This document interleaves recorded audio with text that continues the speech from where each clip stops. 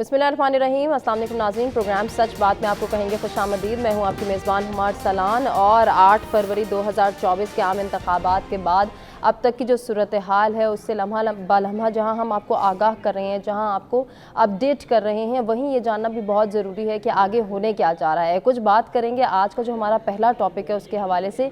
जब हम बात करते थे कि इलेक्शन होंगे नहीं होंगे या फिर इलेक्शन का इनेकाद होने जा रहा है, तो इलेक्शन कमीशन की कितनी ज़िम्मेदारी है, कितना रिस्पॉन्सिबल होना होगा इलेक्शन कमीशन को कि मुल्क में फ्री एंड फेयर इंतखाबात का इनेकाद मुमकिन बना सके। अब वो वक्त आ गया कि हम इसको डिस्कस कर सकें कि क्या इलेक्शन कमीशन मुल्क में फेयर एंड फ्री इलेक्शन के इनेकाद को यकीनी बना सका है, नहीं बना सका है, इसकी ट्रांसपेरेंसी कितनी जो है वो अहमियत की हामिल है, इस वक्त डिस्कस करना। साथ ही साथ जब हम टर्न आउट की बात करते हैं तो जिस तरह से फैफिन की रिपोर्ट हमारे सामने है और 48% टर्न आउट का बताया जा रहा है, कितने मुख्तलिफ और साफ़ और शफाफ हुए ये इंतखाबात अगर इनका मवाजना हम 2018 के इंतखाबात से करें। गो के अभी बहुत सारे फैसले आना बाकी हैं, हुकूमत साजी के मरहले में हम दाखिल हो चुके हैं, कुछ अहम फैसले भी मुतवक्के हैं, लेकिन इसके साथ साथ इलेक्शन कमीशन अपनी इस रिस्पॉन्सिबिलिटी को किस हद तक पूरा कर सका है, नहीं कर सका है। बहुत सारी चीज़ें हमारे सामने हैं, डेली अपडेट्स हमारे सामने 8 फरवरी के बाद से, जिसमें हम देख रहे हैं कि मुख्तलिफ रहनुमा जो हैं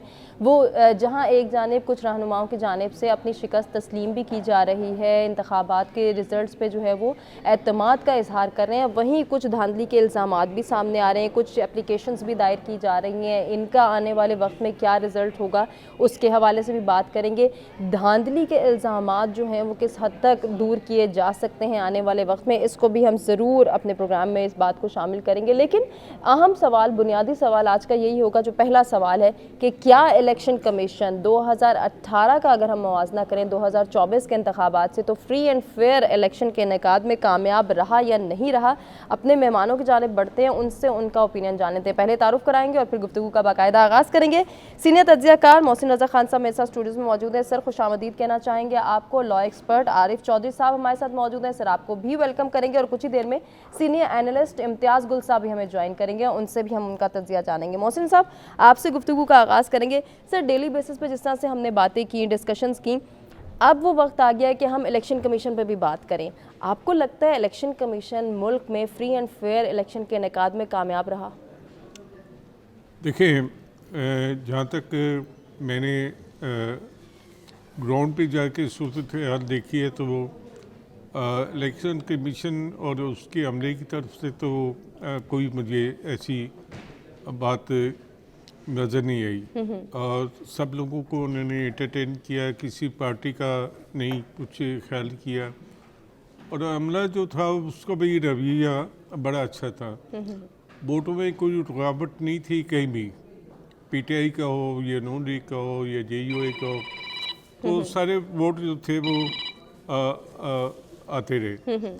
लेकिन हमने देखा है कि इलेक्शन की जो शाम थी उसके बाद एक कन्फ्यूजन पैदा हुआ कि पाकिस्तान के बाद टेलीविज़न चैनल ने नताइज जो थे वो देने शुरू किए और 5 और 10% पे उन्होंने अपना नतीजा देना शुरू कर दिया था।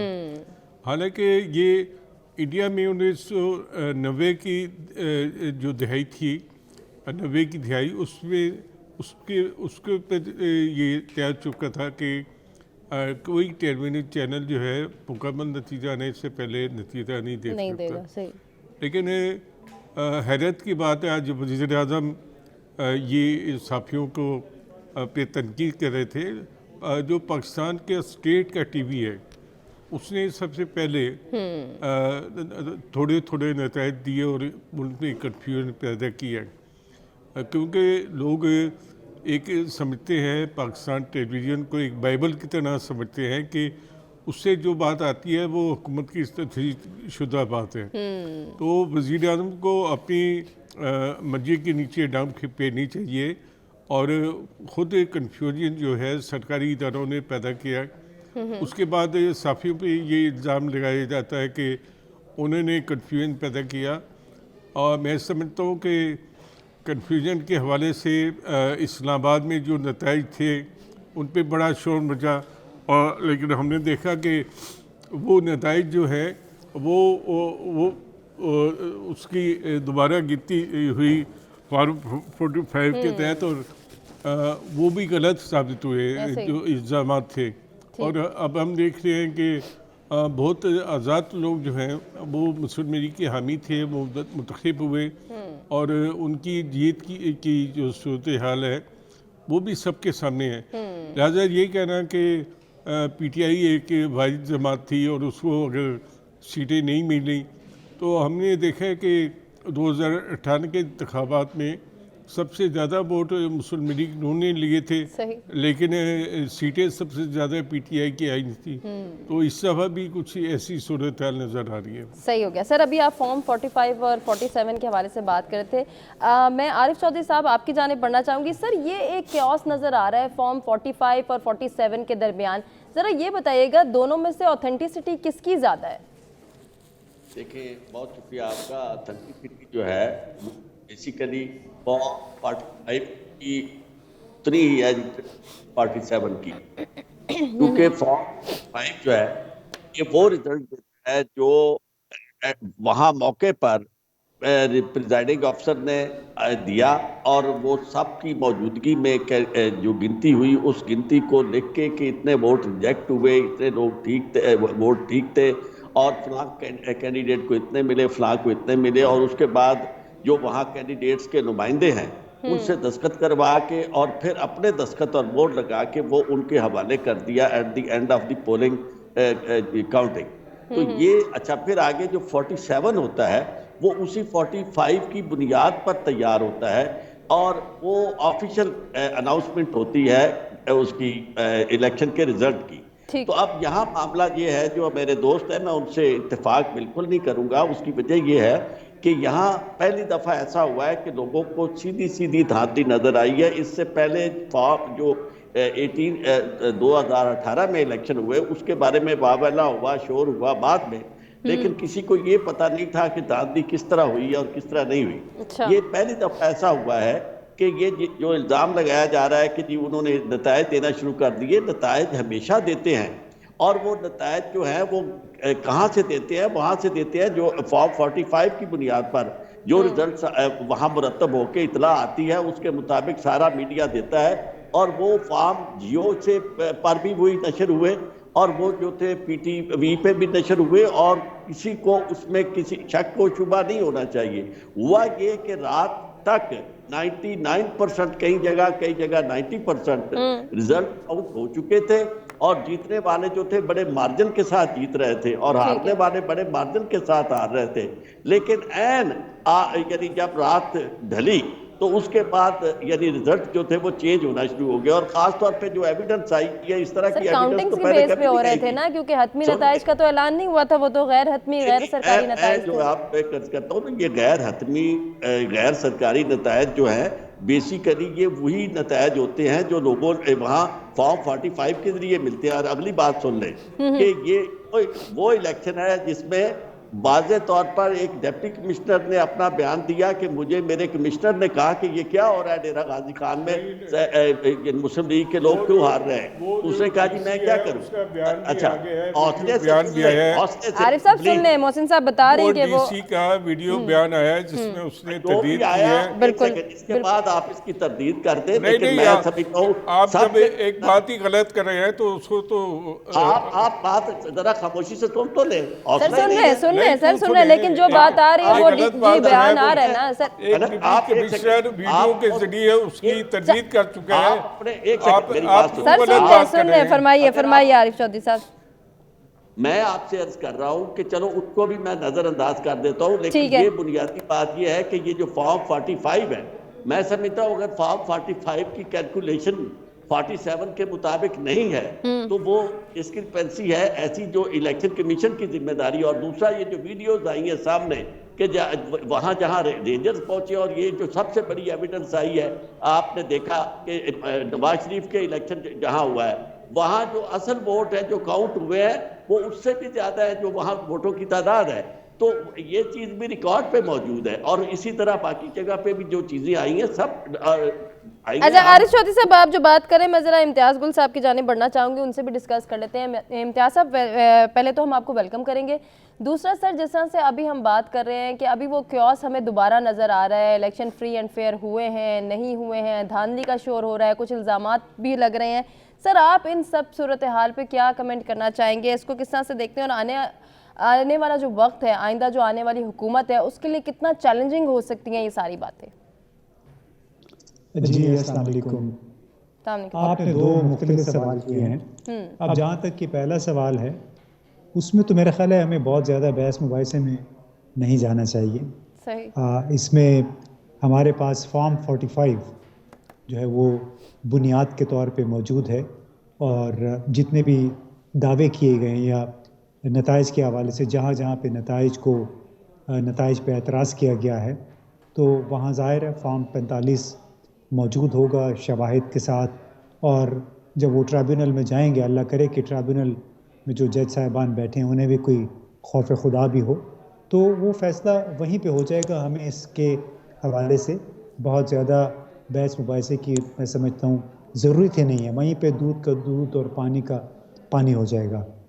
تیسری بات، میں سن رہا تھا ماشاءاللہ اعظم نذیر تارڑ صاحب اور کچھ دوسرے رہنما ہیں مسلم لیگ کے، وہ یہ کہہ رہے تھے کہ ہاں جی ہم نے تو خیبر پختونخوا میں، بلکہ وزیر اعظم نے بھی یہ کہا ہے کہ وہاں پہ اتنی بھاری اکثریت سے پی ٹی آئی کے نمائندے جیتے ہیں، ہم اس پہ تو کسی نے اعتراض نہیں کیا. تو وہاں پہ جناب اگر فارم 45 موجود ہے، لوگوں کو پتہ ہے کہ اتنے ووٹ میرے مخالف کو پڑ چکے ہیں، تو وہ پھر اعتراض کیوں کرے؟ بہت ہی کوئی بے شرم انسان ہوگا جو اعتراض کرے گا. اور اس کا مظاہرہ آپ نے دیکھا کہ آفتاب شیرپاؤ صاحب، امیر حیدر ہوتی، پروفیسر ابراہیم اور اے این پی کے کئی رہنما جو اس انتخاب میں ہارے ہیں، انہوں نے اپنی شکست تسلیم کی. بالکل بالکل، کیونکہ ان کے پاس بھی فارم 45 موجود تھا، ان کے مخالفین کے پاس بھی موجود تھا. تو لوگوں میں تھوڑی سی بھی سیلف رسپیکٹ ہو، تھوڑا سا بھی احساس ہو کہ جس جمہوریت کا وہ نام لیتے ہیں اس کی تھوڑی سی بھی لاج رکھ لیں، تو اس میں دودھ کا دودھ اور پانی کا پانی ہو جائے گا. جہاں تک حکومت کی بات ہے، یہ تو بہت واضح تھا، آج سے 4 ہفتے پہلے واضح ہو گیا تھا کہ یہ آپس میں ان کے M Q M, M P M L N اور پی پی پی ایک دوسرے کے خلاف جو الزام تراشی ہو رہی تھی، تو میں نے کئی مواقع پہ یہ کہا کہ اصل میں یہ نورا کشتی ہے. اور ہم انتخابات کے بعد ایک اور پی ڈی ایم کی حکومت دیکھیں گے، کیونکہ یہ سر وہ کس طرح کی ہوگی وہ ہم اپنے سیکنڈ سیشن میں ضرور ڈسکس کریں گے ان ڈیٹیل. ابھی میں آپ سے جاننا چاہ رہی ہوں، فیفن کی رپورٹ ہمارے سامنے ہے، 48% وہ ٹرن آؤٹ کے کلیم کر رہے ہیں. ساتھ ہی وہ کہہ رہے ہیں کہ مسلم لیگ نون اور پیپلز پارٹی کا ووٹ بینک بڑھا ہے، جبکہ اگر ہم پی ٹی آئی کی بات کریں تو ان کا ووٹ بینک برقرار ہے ایز کمپیئر ٹو 2018. جی وہ صحیح ہے. آپ کو معلوم ہے سندھ میں ووٹ کیسے پڑتے ہیں، کیسے پڑھوائے جاتے ہیں، جس انداز میں ان کو وہاں سیٹیں ملی ہیں، پھر جس انداز میں آج حافظ نعیم الرحمان نے بھانڈا پھوڑا ہے سندھ میں الیکشن کا، کہ انہوں نے اپنی سیٹ ہی واپس کر دی ہے کہ یہ میں ڈیزرو ہی نہیں کرتا، کیونکہ جس کو ہرایا گیا ہے اصل میں وہ جیتا ہوا تھا. اس طرح کی بہت سی شکایتیں ہیں. میرا خیال ہے ٹھیک ہو گیا. گل صاحب آپ کی جانب دوبارہ آئیں گے. محسن صاحب آپ اتفاق کر رہے ہیں فیفن کی اس رپورٹ سے؟ دیکھیں فیفن کی رپورٹ تو ابھی کچھ ارلی ہے.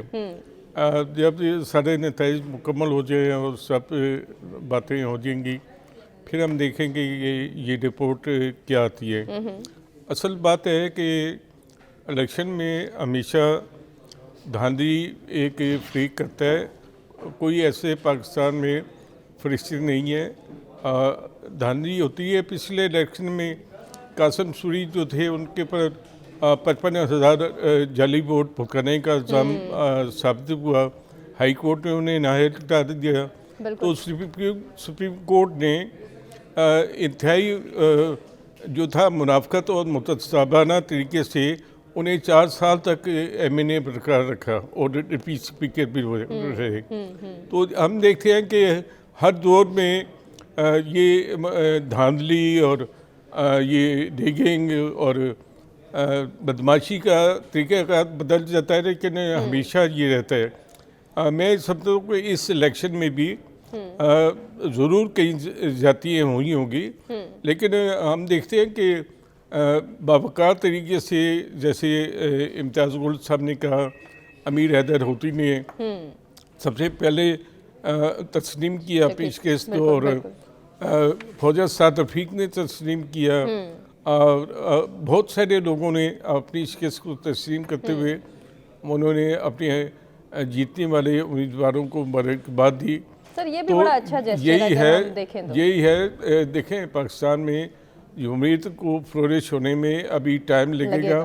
ابھی ہم یہ نہیں کہہ سکتے کہ ہم، ابھی تو ہمارے پاس ایک کنٹرول جمہوریت ہے، اور جمہوریت مینیج ہوتی ہے، اور اسے مینیج کیا گیا ہے۔ صحیح، ہم نے دیکھا ہے کہ 2018 میں بھی ایسا کیا گیا تھا، اس دفعہ بھی ایسا کیا گیا۔ ٹھیک ہو گیا سر، میں ذرا عارف چودھری صاحب سے بھی ان کا کمنٹ لینا چاہ رہی ہوں۔ عارف چودھری صاحب، فیفن کی رپورٹ سے آپ اتفاق کر رہے ہیں مختصراً، کیونکہ بریک کی جانب بھی بڑھنا ہے مجھے؟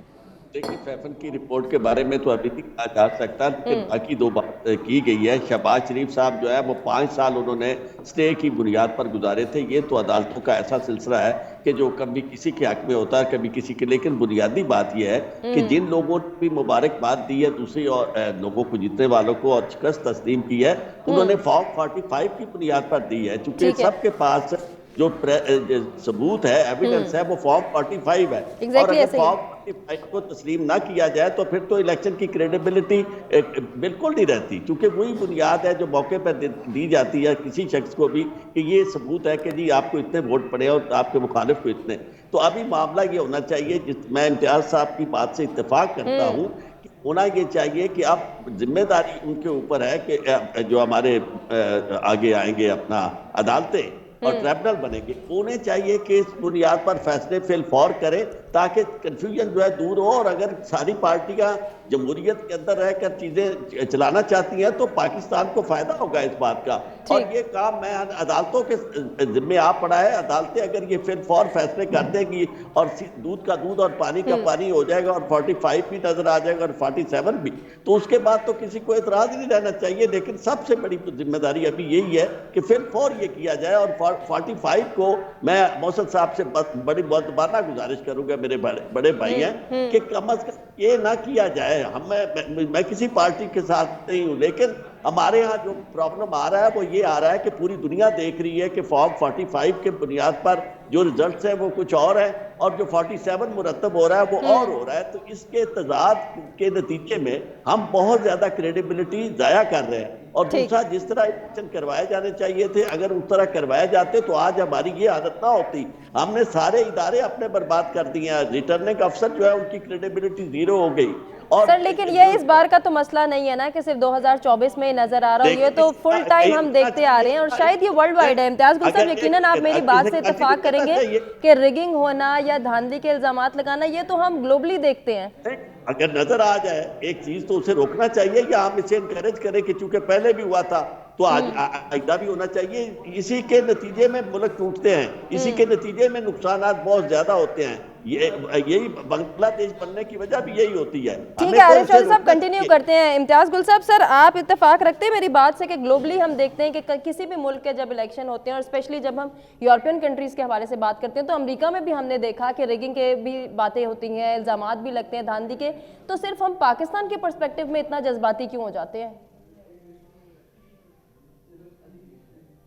اس لیے کہ یہاں پہ دھاندلی کے لیے طریقہ کار مختلف اختیار کیا جاتا ہے۔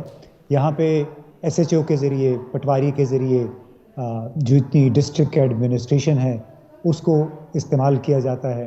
ہم نے بے شمار مثالیں دیکھی ہیں جہاں پہ ریٹرننگ آفیسرز غائب ہو گئے، اور بار بار جو آپ جو بھی پہلے ہوتا رہا ہے، اگر غلط ہوتا رہا ہے تو اس کی وجہ سے کیا اس دفعہ کا غلط کام جو ہے وہ جائز ہو گیا ہے؟ ہمیں کیا آگے نہیں بڑھنا ہے؟ ہمیں کچھ حقیقتیں تسلیم کر کے، اور وہ حقیقت یہ ہے کہ خاص طور پہ پنجاب میں، سندھ میں اقتدار اور اختیار جو ہے وہ پولیس کے ذریعے، ڈسٹرکٹ ایڈمنسٹریشن کے ذریعے ہے۔ پورے پولنگ سٹیشنز پہ قبضہ کیا ہوتا ہے، ہماری جو بھی وہاں پہ طاقتور افراد ہوتے ہیں، اور وہی ووٹوں کا فرق ہوتا ہے جو ان کی جیت کا سبب بھی بنتا ہے۔ تو اتنی آسانی سے کوئی یہ کہہ دے کہ جی ہم نے تو بڑے جمہوری طریقے سے سندھ میں یا پنجاب میں یہ نشستیں حاصل کر لی ہیں، یہ کوئی ماننے والی بات نہیں ہے۔ ہم یہ موازنہ آپ یورپی ملکوں سے نہ کیجئے، لیکن سر جو امریکہ ریزلٹس سے اب نہ آ رہے ہیں، اب کیجئے۔ حکومت وہاں سازی کا پہ جب مرحلہ بھی ایک بات شروع میں ہے، اب پوری آنے کروں۔ والا وقت کتنا الارمنگ ہے، کیا انڈیکیٹ کر رہا ہے، اس پر مبنی ہم گفتگو کے سلسلے کو آگے بڑھائیں گے۔ ابھی اس بنیادی سوال کے حوالے سے ذرا پبلک پول کو ڈسکس کرتے ہیں، بریک کی جانب بڑھتے ہیں، پھر سیکنڈ سیشن ڈسکس کریں گے۔ کیا الیکشن کمیشن 2018 کے نسبت عام انتخابات 2024 صاف اور شفاف کروانے میں کامیاب رہا؟ 18% کو ایسا لگتا ہے کہ الیکشن کمیشن کامیاب رہا، جبکہ 82% ایسا نہیں مانتے ہیں۔ ایک بریک کی جانب بڑھیں، stay with us. Welcome back ناظرین، پروگرام میں ایک مرتبہ پھر سے آپ کو کہیں گے خوش آمدید۔ بڑھیں گے آج کے دوسرے ٹاپک کی جانب، اور جس طرح سے ہم نے کہا کہ اب ہم دوسرے فیز میں داخل ہو چکے ہیں، اب حکومت سازی کا جو مرحلہ ہے وہ جاری و ساری ہے۔ اس کے لیے جوڑ توڑ نظر آ رہے ہیں، کچھ فارمولے بھی تیار کیے گئے ہیں۔ وہ فارمولے کتنے کارآمد ثابت ہو سکتے ہیں، یا ملکی پرسپیکٹیو میں جب ہم بات کرتے ہیں، ملک کے حالات کو مد نظر رکھتے ہوئے دیکھتے ہیں، تو پھر ملک کی معاشی صورتحال بہتر بنانے کے لیے کیا آنے والی جو حکومت ہے وہ پی ڈی ایم طرز کی ہوگی، کتنا افیکٹو ہو سکتا ہے یہ فارمولہ؟ اور جس طرح سے بتایا جا رہا ہے کہ مرکز میں جو شراکت اقتدار کا فارمولہ ایک تیار کیا گیا ہے، جس میں زیادہ سیٹس والے جماعتوں کا وزیر اعظم جو ہے، جماعت کا وزیر اعظم پہلے 3 سال حکمرانی کرے گا، پھر جو ہے وہ دوسرا وزیر اعظم آئے گا، تو کیا یہ فارمولہ اپلیکیبل ہے، افیکٹو رہے گا، نہیں رہے گا؟ کچھ اس کے ساتھ ساتھ اور سوالات بھی جنم لے رہے ہیں کہ وزیر اعلیٰ پنجاب کے لیے پھر کون جو ہے وہ زیادہ اپلیکیبل ہوگا، یا پھر کس کے حق میں قرعہ نکلے گا؟ ذرا محسن صاحب سے اس حوالے سے پوچھ لیتے ہیں۔ سر، پہلے تو یہ نظر آ رہا ہے کہ پی ڈی ایم طرز کی حکومت دوبارہ سے آ رہی ہے ملک میں، سر یہ فارمولہ افیکٹو رہے گا اس بار؟ اور پہلے ہم نے پی ڈی ایم میں دیکھا تھا کہ پیپلز پارٹی حکومت کے جو اتحادی تھے لیکن پی ڈی ایم کے ساتھ نہیں تھے، اب جو حکومت بننے جا رہی ہے اس میں پیپلز پارٹی کا کیا رول دیکھ رہے ہیں آپ؟ اور پھر پی ایم ایل این کے لیے کتنا افیکٹو ہوگا اس فارمولے پہ جو فارمولہ بتایا جا رہا ہے، جو مرکز میں اقتدار کے لیے بتایا جا رہا ہے، وہ فارمولہ اگر ہم دیکھتے ہیں کہ وہ آنے والے وقت میں اپلیکیبل ہو جاتا ہے؟ دیکھیں، اس الیکشن میں ہنگ پارلیمنٹ آئی ہے، اور اس میں سوال ہی نہیں پیدا ہوتا ہے کہ پی ٹی آئی کو اقتدار دیا جائے۔ جب ان سے لیا گیا تھا اور ان کے خلاف جو کچھ کیا گیا ہے وہ تو سب کو سامنے نظر آ رہا ہے۔ اب بندر بانٹ ہوگی، اس میں کس پارٹی کے ہاتھ کیا آتا ہے، اور یہ ان کا جوڑ توڑ آپس میں بتائے گا، جو جتنی اچھی ڈیل کرے گا وہ کامیاب ہوگا۔ اور ظاہری بات ہے کہ اس کے پیچھے جو مقتدر ہے، بااختیار لوگ ہیں، ان کا بھی کافی ہاتھ ہوگا۔ صحیح۔ تو ہم یہ دیکھیں کہ جس طرح عمران خان کو لایا گیا تھا تو یہ ایک خیال تھا کہ پاکستان میں 15 سال کے لیے کہ حکومت آئی ہے اور وہ ایک طویل عرصے تک نظام چلائے گی۔ ابھی ایسے ہی ایک خیال ہے، پتہ نہیں کتنے عرصے یہ حکومت چلتی ہے، لیکن خیال یہی ہے کہ اسے ایک بڑے عرصے کے لیے رکھا جائے گا، اور ترکی کی طرز کا نظام لانے کی باتیں اسٹیبلشمنٹ کے جو کالم نگار ہیں اور جو تجزیہ نگار ہیں ان کے ذریعے پھیلائی جا رہی ہیں، تاکہ یہ بتایا جائے کہ پاکستان میں بنیادی حقوق بھی ایک طریقے سے معطل ہوں گے، اور میڈیا کی آزادی تو پہلے بھی میڈیا جو ہے آزاد جتنا ہے وہ ہمیں پتہ ہے۔ پاکستان میں سوشل میڈیا آزاد ہے، اس پہ کس طرح پابندیاں لگیں گی اور کیا ہوگا؟ تو ابھی تک کھیل جو ہے اس کے جو ہے پردہ اسکرین جو ہے وہ پردہ آہستہ آہستہ گر رہا ہے کہ ایک ایکٹ ہوتا ہے، پھر دوسرا ایکٹ ہوتا ہے ڈرامے میں، پھر تیسرا ایکٹ ہوتا ہے، اس طرح آہستہ آہستہ پردہ کھل کے آ رہا ہے۔ یہ ہمیں ایک قسم کا جمہوریت بھی کہہ لیں اس کو، اور یہ ہے کہ جس طرح منتخب پہلے عمران خان کے بارے میں کیا کہا گیا تھا کہ وہ منتخب ہے، اسی طرح یہ کہ منتخب قسم کا نظام لایا جائے۔ سر، اس کے ساتھ آپ نے ابھی ذکر کیا کہ ترکی کے ٹائپ کا جو ہے وہ طرز حکومت ڈیولپ کرنے کی کوشش کی جا رہی ہے، یا یہ انارکی پھیلائی جا رہی ہے کہ ایسا ہو سکتا ہے، تو کیا وہ فارمولہ جو ہے وہ ہمارے حق میں بہتری کی جانب بڑھ سکتا ہے؟ دیکھیں، فارمولہ تو جو حق میں ہے وہ تو سب کو پتہ ہے، لیکن اس کھیل کی ابتدا عمران خان نے کی تھی، اور اس کی انتہا کون کرے گا یہ پتہ نہیں چلتا، کیونکہ اس وقت بھی یہ ہوا تھا کہ मुल्क में एक मरसले की तरफ का निज़ाम था, एक लीडर को और उसकी बेटी को जेल में डाला गया और उनके हनीफ अब्बासी को इंतखाब से पहले नाहद किया गया। और चीफ जस्टिस जो था पाकिस्तान को वो रावलपिंडी में खुद शेख रशीद के इंतखाबी मुहिम में शरीकत था और वो कहता था कि मैं एक इशारे पे जो है 5-7 MPA तो मैं वैसे ही गिरा सकता हूँ। तो जो निज़ाम लाने की तैयारियाँ थी अभी उसमें कमी नहीं आई बल्कि उसमें बढ़ोतरी हो रही है। ठीक हो गया सर का पॉइंट ही आगे हम शेयर करेंगे। आरिफ चौधरी साहब, कुछ मामलात ऐसे भी डिस्कस किए जा रहे हैं कि जो आज़ाद सीट से जीती हैं, आज़ाद उम्मीदवार हैं, या आप उनको कह दें कि PTI के उम्मीदवार हैं, वो किंग जो हैं वो किंग भी हो सकते हैं, किंग मेकिंग में भी आ सकते हैं या फिर गेम चेंजर के तौर पे भी आ सकते हैं।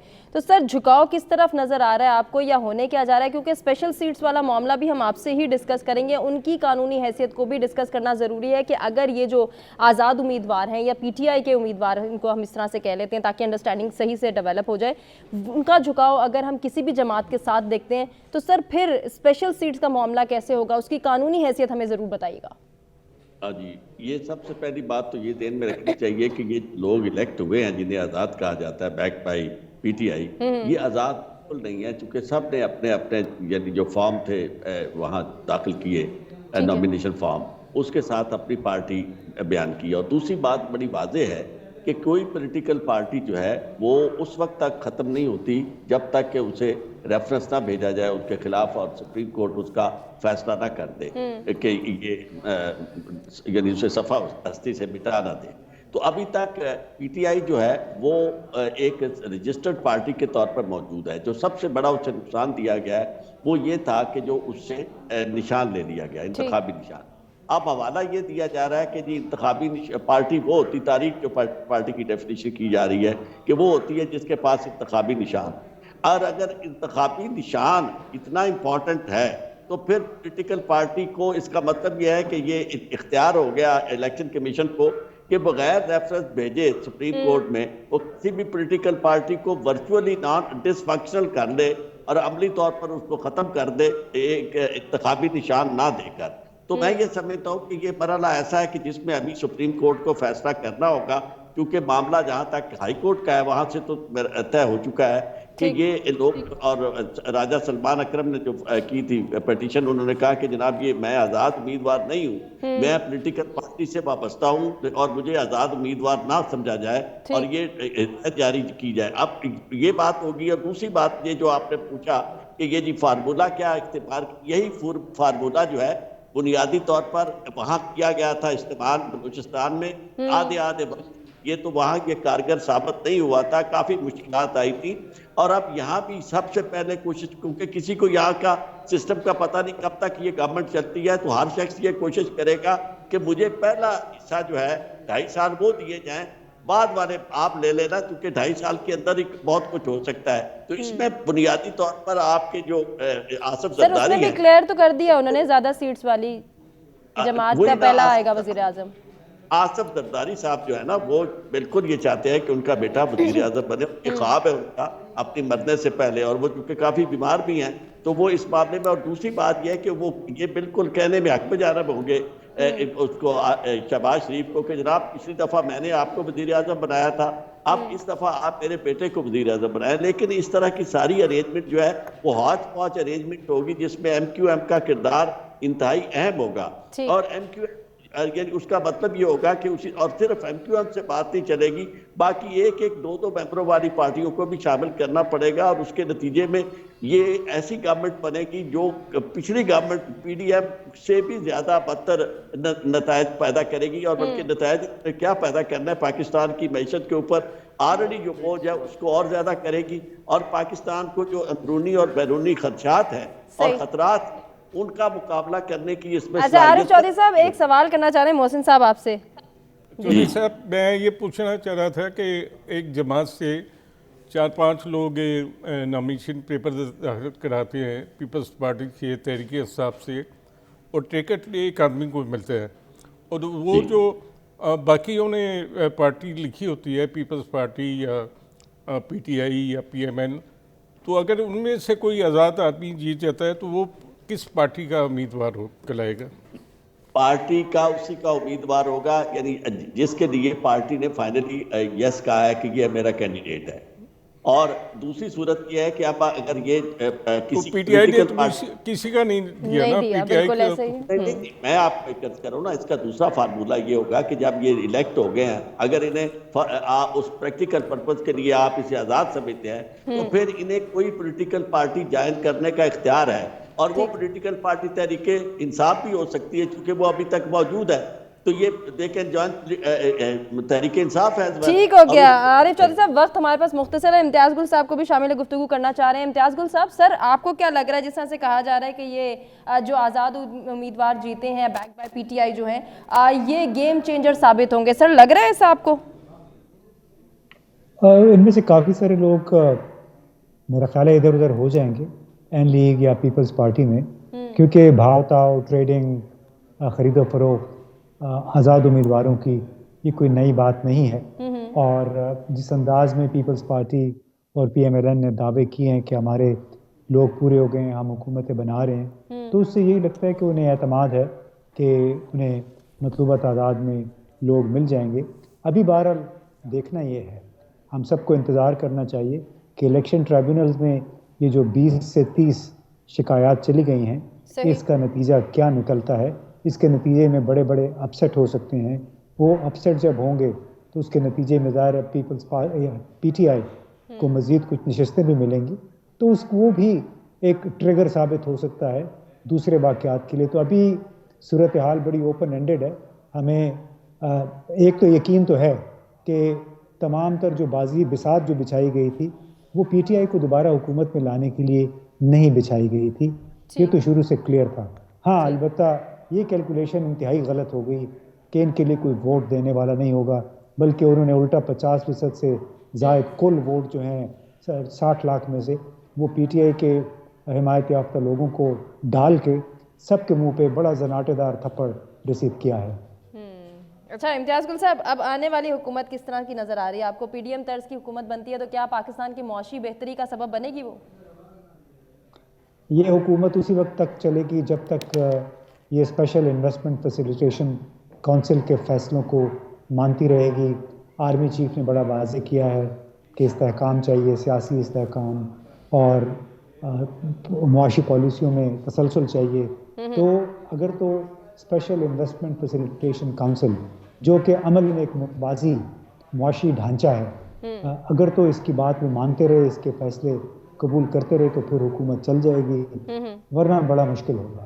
سر اوورآل آپ کو کیا لگ رہا ہے، ابھی جو الیکشن ہوئے ہیں جن کا انعقاد ہوا ہے اور کہا جا رہا تھا کہ الیکشن اس لیے کروائے جا رہے ہیں کہ نفرت اور تقسیم کی سیاست ختم ہوگی، مجھے تو ایسا لگ رہا ہے کہ مزید یہ ڈیولپ ہوئی ہے اس الیکشن کے بعد، تقسیم بھی نظر آ رہی ہے، نفرت بھی نظر آ رہی ہے. سر آپ اس سے اتفاق کرتے ہیں؟ جو لوگ نفرتوں اور تقسیم کی بات کرتے ہیں وہ بنیادی طور پہ منافق ہیں. اب آپ دیکھیے کہ ایم کیو ایم خالد مقبول صدیقی 2 دن پہلے کراچی میں کھڑے ہو کے کہہ رہے تھے کہ ہم نے کراچی کو دشمن کے نرغے سے چھڑا لیا ہے. اب وہ دشمن کون تھا؟ پیپلز پارٹی ہے. اب اسی پیپلز پارٹی کے ساتھ بیٹھ کے مرکز میں وہ حکومت بنائیں گے، تو اس سے بڑی منافقت کیا ہو سکتی ہے؟ تو اس لیے آپ کسی اصول وغیرہ پہ نہ جائیں، بلکہ جو کچھ ہونا ہے وہی ہوگا. جو اپریل 2022 میں ہوا تھا، پی ڈی ایم حکومت بنی تھی، ایک مخلوط حکومت تھی، اور اس میں سب نے مزے بھی اٹھا لیے، بعد میں ایک دوسرے کو گالیاں بھی دیں، اور آج ایک بار پھر ایک دوسرے سے بغلگیر ہو رہے ہیں. ٹھیک ہو گیا سر، آپ نے اپنا اوپینین دے دیا. بنیادی سوال ہمارا یہ تھا کہ کیا دوبارہ پی ڈی ایم طرز کی حکومت ملک میں سیاسی اور معاشی استحکام کا باعث بنے گی؟ 16% کو ایسا لگتا ہے کہ پی ڈی ایم طرز کی حکومت اگر بنتی ہے تو وہ معاشی اور سیاسی استحکام کا باعث بننے میں کامیاب ہوگی، جبکہ 84% ناظرین جو ہیں وہ اس سے اتفاق نہیں کر رہے ہیں. 16% کو ایسا لگتا ہے کہ سیاسی اور معاشی استحکام جو ہے وہ پی ڈی ایم طرز کی حکومت بننے کے بعد آ جائے گا، جبکہ 84% ایسا نہیں مان رہے ہیں. ہم ایک بریک کی جانب بڑھیں، ساتھ رہیے. वेलकम बैक नाज़रीन। प्रोग्राम में एक मरतबा फिर से आपको कहेंगे खुशामदीद। जहाँ पर आम इंतखाबात में कामयाब होने वाले जो मेंबर्स हैं, जो रहनुमा हैं, वो खुशियाँ मना रहे हैं, वहीं शिकस्त से दो चार कुछ रहनुमा जो हैं वो सियासत को छोड़ने का ऐलान कर चुके हैं, पार्टी सदारत छोड़ने का ऐलान कर चुके हैं, जिनमें सर फहरिस्त हैं परवेज़ खटक साहब जिन्होंने पार्टी छोड़ दी है, वक्ती तौर पर सियासत छोड़ने का भी कह रहे हैं। जहांगीर तरीन साहब ने सियासत और पार्टी दोनों को छोड़ने का ऐलान कर दिया। साथ ही साथ अगर सिराजुल हक साहब की बात करें, उन्होंने भी जमात इस्लामी की इमारत से जो है, यानी कि वो अमीर जमात इस्लामी थे, तो उससे उन्होंने भी इस्तीफ़ा दे दिया है। अब ये जो सिनेरियो बिल्ड हो रहा है कि जहां हम एक जानिब ये कहते थे कि अगर सियासी इस्तेहकाम हम चाहते हैं और मौशी इस्तेहकाम चाहते हैं मुल्क में, तो बर वक्त इलेक्शन का इनेकाद ज़रूरी है। इलेक्शन का इनेकाद हो गया, रिजल्ट्स हमारे सामने हैं, तो ये परसेप्शंस क्रिएट की जा रही थी कि मंझे हुए सियासतदान, जो मैच्योर सियासतदान है, अपनी एक्सपीरियंस की बुनियाद पे जो है वो आने वाले वक्त को टैकल करेंगे, और जो चैलेंजेस आने वाली हुकूमत फेस करेगी उसमें ये मैच्योर सियासतदान अपनी एक्सपीरियंस की बुनियाद पर यकीनी तौर पर कुछ ऐसे लाएमल या पॉलिसीज़ मेकिंग करेंगे जिससे मुल्क को फ़ायदा होगा। लेकिन सर, हम ये क्या देख रहे हैं कि ये मंझे हुए और मैच्योर सियासतदान तो सियासत ही छोड़ रहे हैं, अपनी पार्टी सदारत छोड़ें। कहीं ऐसा तो नहीं कि ये शिकस्त से दिल बर्दाश्ता हो गए हैं, या फिर अगर परवेज़ खटक साहब और जहांगीर तरीन साहब की बात करें तो बस उन्होंने फॉर द टाइम बिंग अपने आप को स्टेबल करने की कोशिश की थी, अब वो रियलाइज़ कर चुके हैं कि वो कुछ भी नहीं कर सकते। देखें, वो कोशिश तो उन्होंने बहुत की, और इस्टेब्लिशमेंट ने कई जगह पे अपने लोगों को कामयाब भी कराया, लेकिन बदकिस्मती से हम देखते हैं कि परवेज़ खटक और जहांगीर तरीन की लाठी नहीं निकली। तो अब वो एक तौर पे इस सूरत से भी मायूस हो गए हैं कि जो उनके साथ वादे किए गए थे और जो उनको लॉलीपॉप दिए गए थे वो पूरे नहीं हुए।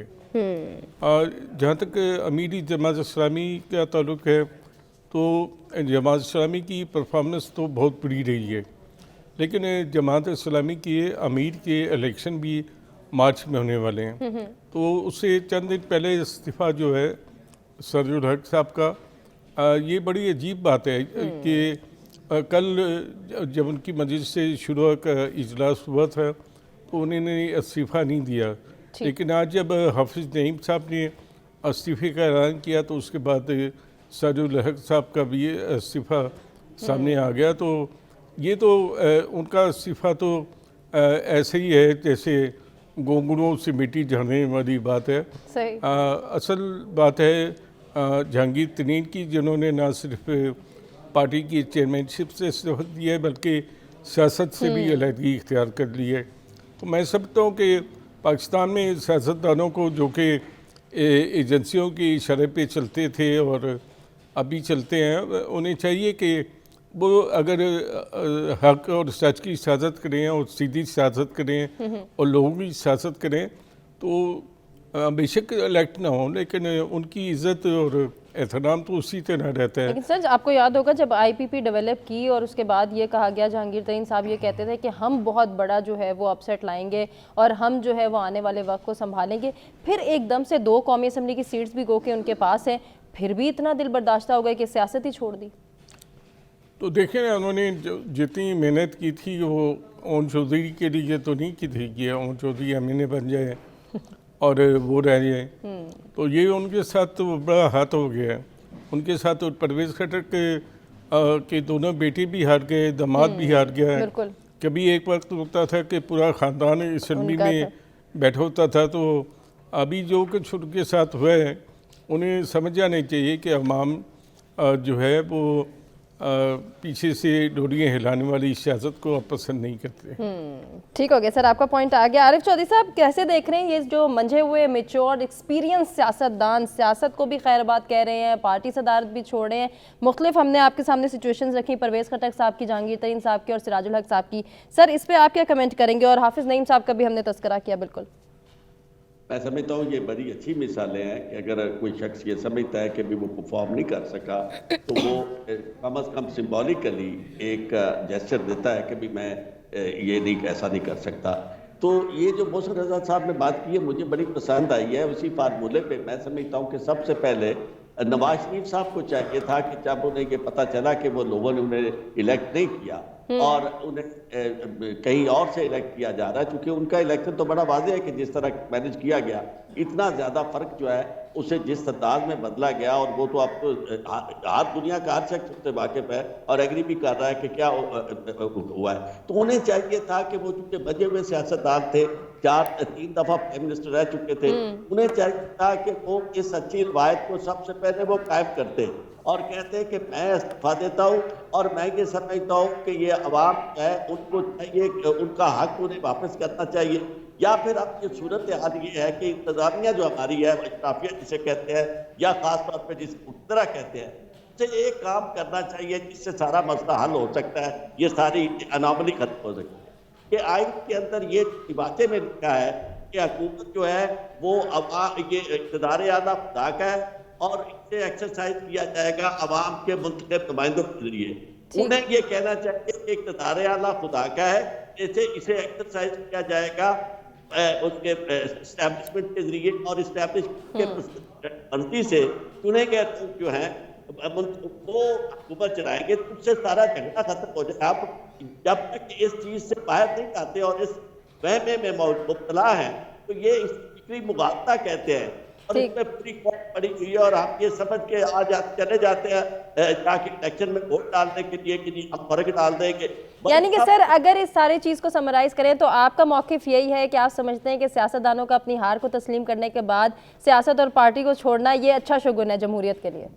یہ بہت اچھا ہے. اور جو لوگ اقتدار کے لیے ان کی طرف دیکھتے ہیں کسی اور قوت کی طرف، انہیں بھی شرم سے ڈوب مرنا چاہیے اور انہیں بھی یہ کرنا چاہیے کہ وہ اس وقت پاکستان کا، اگر پاکستان کو کوئی تھوڑی سی استقامت دینا ہے اور اسٹیبلٹی لانی ہے تو پھر اس طرح کی سیاست اگر وہ نہ کرے تو کم از کم یہ جو پریشانی لوگوں کو آ رہی ہے وہ نہ پیدا ہو. اتنا ٹھیک ہو گیا سر، آپ کا پوائنٹ آ گیا. چونکہ ہمیں پروگرام کو اپنے وائنڈ اپ کی جانب لے کے جانا ہے، یہ ہمارا بنیادی سوال تھا کہ ان سیاسی رہنماؤں کی علیحدگی کا اعلان وقت کی مناسبت سے موزوں ہے. 93% کو ایسا ہی لگتا ہے جبکہ 7% ایسا نہیں مانتے ہیں. اپنے تمام مہمانوں کا شکریہ ادا کرنا چاہیں گے جنہوں نے اپنے قیمتی وقت اور قیمتی تجزیے سے آگاہ کیا. ناظرین آپ سے اجازت لیں گے. اللہ نگہبان.